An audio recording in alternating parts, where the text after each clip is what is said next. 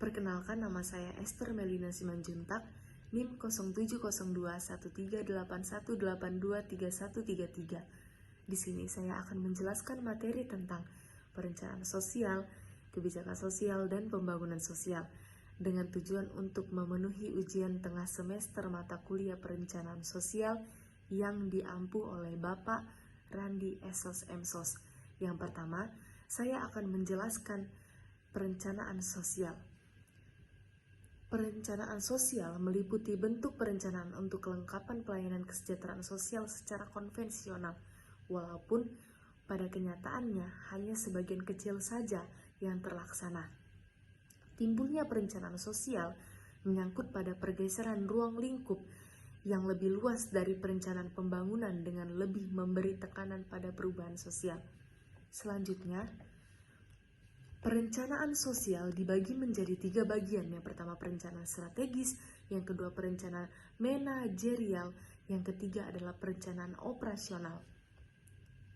Bidang-bidang perencanaan sosial terdapat 3 bagian. Yang pertama perencanaan pelayanan sosial, yang kedua memperhitungkan prioritas dan pertimbangan sosial, yang ketiga menjamin partisipasi masyarakat.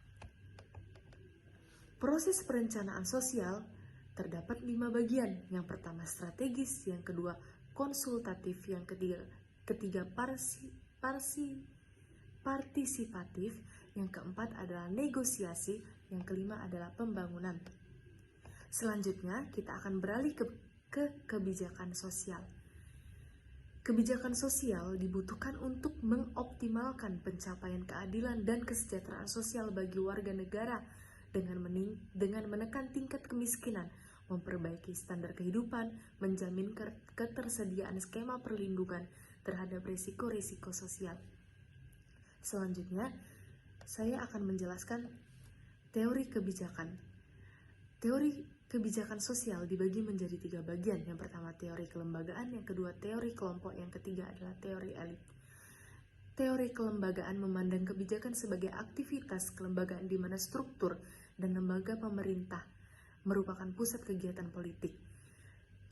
Teori kelompok memandang kebijakan sebagai keseimbangan kelompok yang tercapai dalam perjuangan kelompok pada suatu saat tertentu. Yang ketiga, teori elit memandang kebijakan pemerintah sebagai nilai-nilai kelompok elit yang memerintah. Tujuan kebijakan sosial. Tujuan kebijakan kesejahteraan sosial mencakup tidak hanya kebutuhan dasar yang didefinisikan dari konsep universal kesejahteraan yang berkaitan dengan ketahanan fisik, tetapi juga tujuan non-ekonomi dari hak asasi manusia dalam pembangunan. Dimensi dalam kebijakan sosial. Yang pertama, sebagai suatu proses, yang kedua sebagai suatu produk, yang ketiga sebagai suatu kinerja atau performance atau pencapaian tujuan. Pembangunan sosial.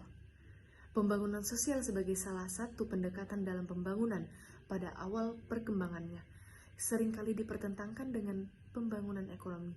Hal ini terkait dengan pemahaman orang banyak yang menggunakan istilah pembangunan dikonotasikan sebagai perubahan ekonomi yang diakibatkan oleh industrialisasi.